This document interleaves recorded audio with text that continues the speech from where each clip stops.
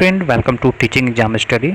दोस्तों, बात करते हैं अधिगम के नियम और सिद्धांत के संबंध में, जिसमें हम थॉर्नडाइक के नियम, प्रयास त्रुटि के अधिगम और व्यवहारवादी आधार को समझेंगे, जो कि काफ़ी इंपॉर्टेंट है, खास करके सीटेट के एग्जाम में। और थॉर्नडाइक से रिपीटेड टाइम एग्जाम में प्रश्न पूछी जाती है। तो आप वीडियो को पूरा देखें, और ये पेपर फर्स्ट और पेपर सेकंड के सीटीपी पेपर के लिए काफ़ी इंपॉर्टेंट आपके लिए साबित होगी।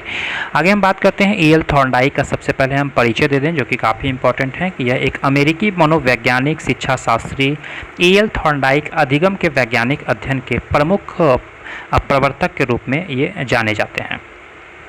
इन्होंने सीखने का उद्दीपक अनुक्रिया यानी एसआर संबंध के रूप में समझाया था, और इसके अधिगम सिद्धांत के अन्य नाम में SR theory, SR bond theory, connectionism, bonding theory, trial and error theory को जाना जाता है। इन्होंने सीखने के नियमों को दो भागों में बांटा, जिसमें प्राथमिक और दूसरा गौण। आगे हम बात करते हैं मुख्य नियम के संबंध में, जो कि काफ़ी इंपॉर्टेंट है, खास करके एग्जाम के दृष्टिकोण से। तो सबसे पहले हम बात करते हैं इनके मुख्य नियम में, जिसे प्राइमरी लॉ कहा जाता है, और इन्होंने तत्परता का नियम दिया, अभ्यास का नियम दिया, एवं प्रभाव का नियम यानी लॉ ऑफ इफेक्ट दिया। तो एक एक करके हम सभी की थोड़ी सी इंपॉर्टेंट पॉइंट देखेंगे, ताकि आप चीज़ों को समझें। सबसे पहले हम चलते हैं तत्परता के नियम में। तत्परता के नियम में सीखना व्यक्ति की मनोस्थिति और तत्परता पर निर्भर करता है। यदि व्यक्ति कार्य के लिए तैयार हो तो सीखना सरल और संतोषजनक होता है।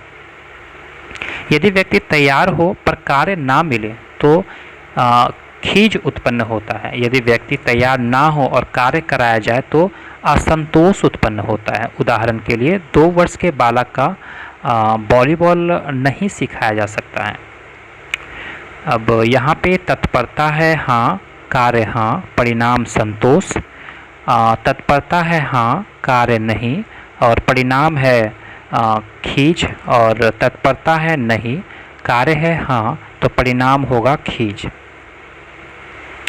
आगे हम बात करते हैं अभ्यास के नियम में, और इसके संबंध में हम बताते हैं लॉ ऑफ एक्सरसाइज के संबंध में कि अभ्यास और पुनरावृत्ति से अधिगम जो होती है वो सुदृढ़ होती है, यानी मजबूत होती है। बार बार करने से एसआर संबंध जो होता है वो मजबूत होने लगता है। अभ्यास रुकने पर संबंध जो होता है वो कमज़ोर पड़ सकता है। Practice makes a man perfect इस नियम का मूल भाव है। हिलगार्ड एवं बोवर के अनुसार अभ्यास के उद्दीपक और अनुक्रिया का संबंध जो होता है वो काफ़ी मजबूत होता है। आगे हम बात करते हैं प्रभाव के नियम, जिसे लॉ ऑफ इफेक्ट कहा जाता है, कि यह थॉर्नडाइक का सबसे महत्वपूर्ण नियम माना जाता है। संतोषजनक परिणाम सीखने को मजबूत करता है, दुखद या असंतोषजनक परिणाम प्रतिक्रिया को कमज़ोर करता है, और यह नियम पुरस्कार और दंड को महत्व को स्पष्ट करता है। सुखद प्रभाव में पुनरावृत्ति की संभावना अधिक, सुखद प्रभाव की प्रतिक्रिया का परित्याग करना। संतोष इक्वल टू सुदृढ़ीकरण और असंतोष इक्वल टू कमजोरीकरण इसे कहा जा सकता है। अब हम बात करते हैं गौण, जिसे द्वितीयक नियम भी कहा जाता है। इसमें बहुप्रतिक्रिया का नियम जो होता है, नियम नई समस्या पर व्यक्ति की प्रतिक्रियाएं आजमाता है। मानसिक मनोवृत्ति का नियम सीखना अभिवृत्ति और मानसिक तैयारी पर निर्भर करता है। आंशिक क्रिया का नियम जटिल और कार्य को छोटे भागों में बांटकर सीखना आसान करता है। सादृश्यता में समानता का नियम पूर्व अनुभवों की सहायता से नई स्थिति में प्रतिक्रिया दी जाती है। और साहचर्यात्मक स्थान नियम पुरानी प्रतिक्रिया समान परिस्थितियों में समान प्रतिक्रिया को नई समान परिस्थिति में स्थानांतरित किया जा सकता है।